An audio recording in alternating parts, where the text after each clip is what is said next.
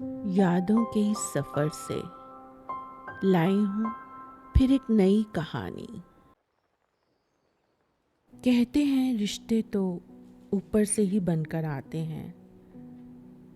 ये कहानी है अर्पिता की, जो अपने जीवन की किताब के पिछले पन्ने खोलकर, जिनमें अनुराग का जिक्र था, दोबारा पढ़ने की कोशिश करती है।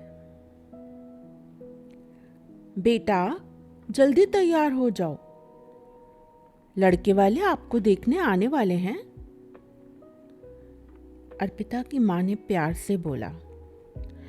मम्मी, मुझे नहीं करनी है शादी। मैं पढ़ाई पूरी करके सरकारी नौकरी लेना चाहती हूँ। मगर बेटा, एक बार लड़के को देख तो लो, हो सकता है तुम्हें पसंद ही आ जाए। अर्पिता की माँ ने मुस्कुराते हुए कहा, मुझे नहीं करनी है शादी। अर्पिता ने गुस्से से बोला और भागती हुई छत पर चली गई। तभी नीचे से गाड़ी के हॉर्न की आवाज आई। लड़के वाले अर्पिता को देखने के लिए आ चुके थे। अर्पिता की मम्मी नीचे मेहमानों का स्वागत करने चली गईं। नमस्कार जी, आइए बैठिए, अर्पिता के पिता ने लड़के के पिता को कहा। अनुराग के पिता और उसकी बुआ सोफे पर बैठ गए। अनुराग, जिसकी सादगी में ही अलग तरह का आकर्षण था, कद में वो ठीक ठाक था, बस ऐसा कि नजर ठहर जाए। बाल थोड़े बिखरे हुए लेकिन साफ सुथरे, रंग एकदम गोरा और चेहरा शांत था। उसकी हंसी हल्की मगर सच्ची थी। जब भी वो मुस्कुराता, ऐसा लगता जैसे बिना कोशिश के ही दिल जीत लेगा। कपड़े एकदम साधारण, कुर्ता, जीन्स और पैरों में चप्पल, कोई दिखावे की बात ही ना थी। फिर भी उसमें कुछ ऐसा था जो उसे बाकियों से अलग बनाता था। शायद उसकी सहजता थी या फिर उसकी मुस्कान। आपको घर ढूंढने में कोई तकलीफ तो नहीं हुई? अर्पिता के पिता ने बड़ी सहज आवाज में पूछा। नहीं अंकल, अनुराग ने उतनी ही सहजता से जवाब दिया। बेटा, वैसे आप क्या करते हैं? जी, मैं एक सॉफ्टवेयर इंजीनियर हूँ, अनुराग ने मुस्कुराते हुए कहा। इससे पहले और सवाल जवाब हो पाते, अर्पिता की मम्मी चाय लेकर आ गई। लीजिए, चाय पीजिए। अर्पिता ने खुद अपने हाथों से बनाई है।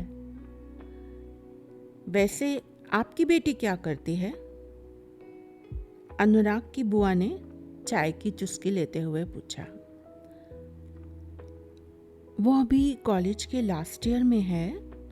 इसके बाद वो सरकारी नौकरी की तैयारी करेगी। अनुराग बेटा, वैसे आप चाहें तो उससे मिल सकते हैं। वो छत पर गई है, अर्पिता की माँ ने बोला। जी, मैं वैसे पहले ही आपको बता दूं कि हम कुंडली देखकर शादी करते हैं, अनुराग के पिता ने बात काटते हुए बोला। पहले बच्चों को एक दूसरे को पसंद तो करने दीजिए, फिर कुंडली भी मिला लेंगे, अर्पिता की मम्मी ने फटाक से बोला। अर्पिता को देखने के लिए अनुराग चाय का कप लेकर छत पर पहुंच गया। उसने पाया कि अर्पिता छत के कोने पर खड़ी है, एक मैरी गो राउंड को टकटकी लगाकर देख रही थी। अनुराग बोला, जी आप चाय बहुत अच्छी बनाते हैं, बिल्कुल जैसे मेरी माँ बनाती थी।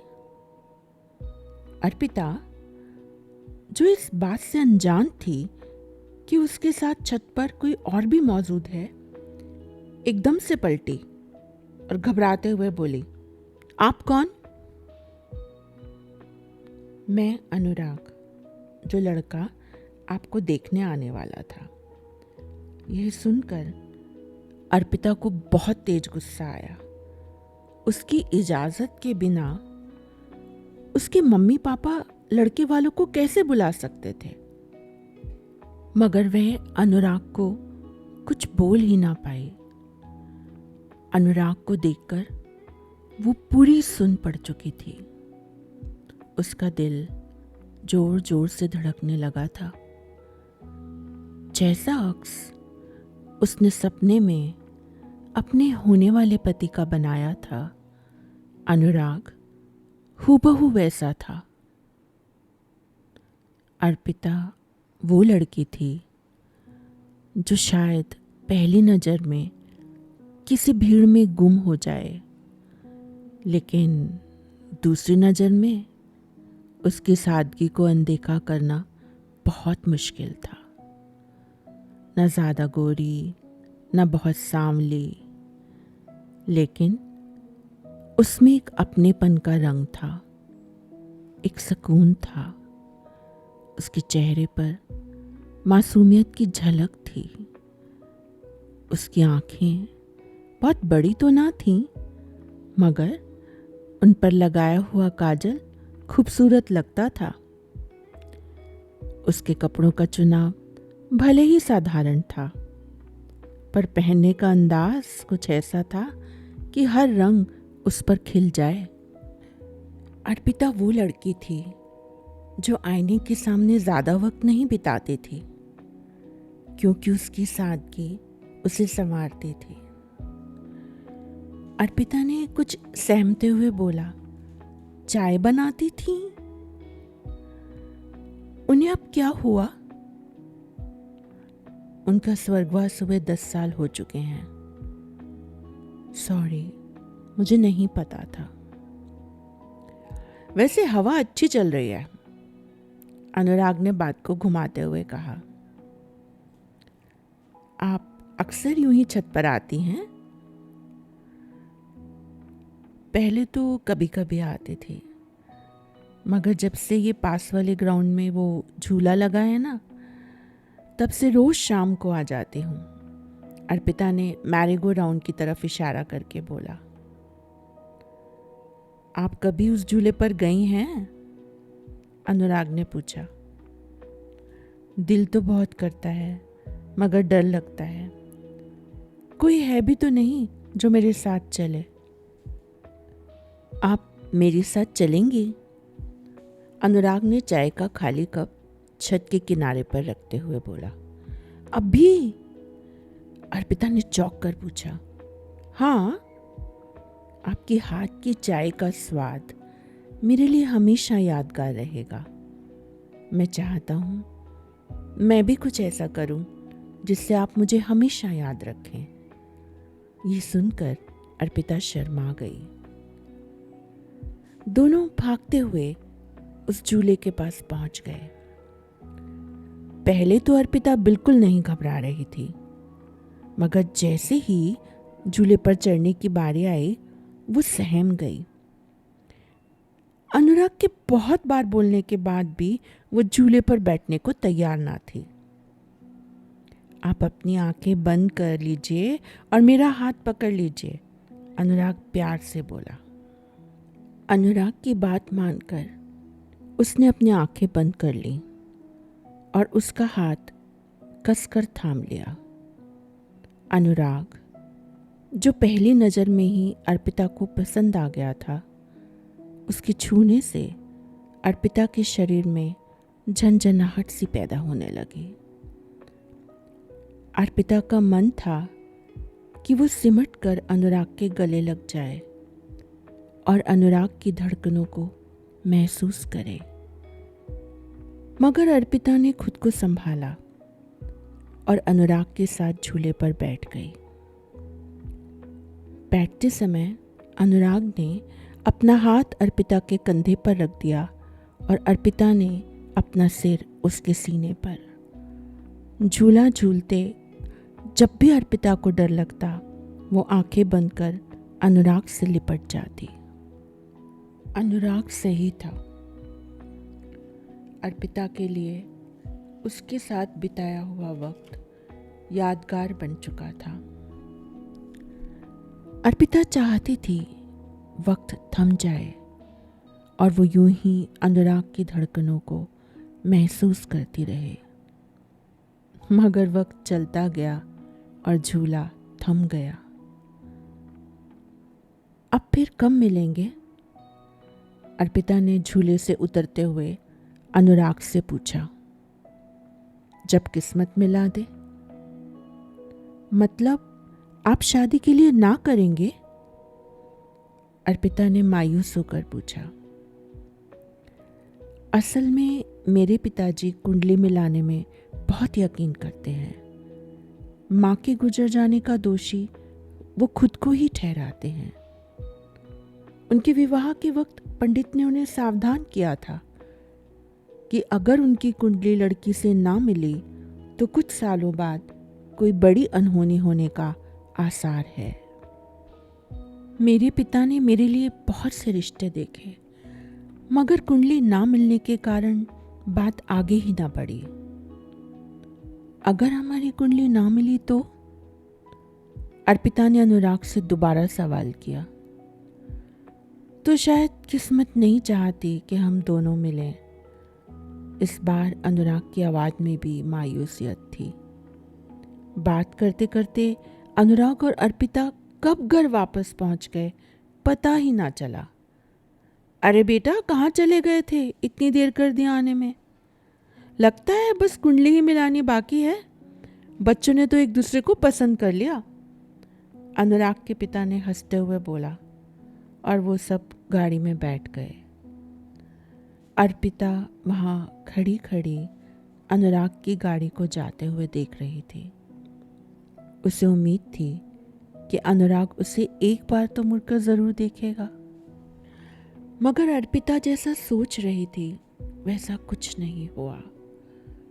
दिन बीत गए, मगर अनुराग की तरफ से कोई कॉल और मैसेज नहीं आया। जब भी फोन की घंटी बजती, अर्पिता भागती हुई फोन उठाने जाती। हर कॉल पर उसे ऐसे लगता कि वो अनुराग की कॉल है।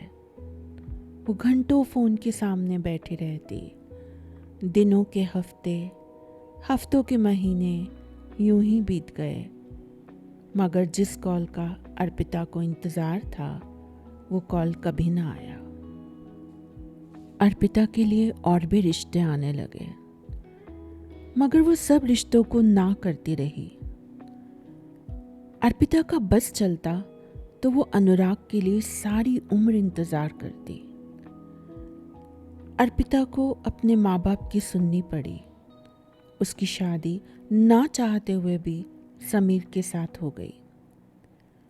समीर एक बैंक मैनेजर था। वैसे तो वो ठीक ठाक था, मगर वो ज़्यादातर अपने कामों में ही व्यस्त रहता था। वो अर्पिता के साथ ज़्यादा वक्त ना बिता पाता। विवाह के इतने साल बीत जाने के बाद भी समीर ने कभी अर्पिता को, उसके शौक़ों को, उसकी पसंद और नापसंद को जानने की कोशिश ना की। अर्पिता अपने जीवन में बहुत आगे बढ़ चुकी थी, मगर न जाने क्यों अनुराग के साथ बिताए हुए पल उसे दोबारा अतीत में ले जाते। उसे न जाने क्यों बार बार ऐसा लगता मानो उसका और अनुराग का किस्सा अभी अधूरा है। एक दिन अपने बेटे की जिद के आगे हार मान अर्पिता अपने बेटे को पब्लिक पार्क में ले गई, जहां मेला लगा हुआ था। बच्चों की चहल पहल, झूले, दुकानें, रंग बिरंगे गुब्बारे, ये सब देखकर उसका बेटा समझ ही ना पा रहा था कि वो कहाँ जाए। वो भागता ही जा रहा था। भीड़ में अचानक से उसका हाथ अर्पिता के हाथों से छूट गया। अर्पिता उसे पकड़ने के लिए उसके पीछे तेजी से भागी। अचानक ही वो जाकर एक आदमी से जोर से टकराई। वो गिरने ही वाली थी कि उस आदमी ने उसका हाथ थामा और जोर से अपनी ओर खींचा और वो उसके सीने से लग गई। उस आदमी के हाथ में उसकी छोटी सी बेटी का हाथ था।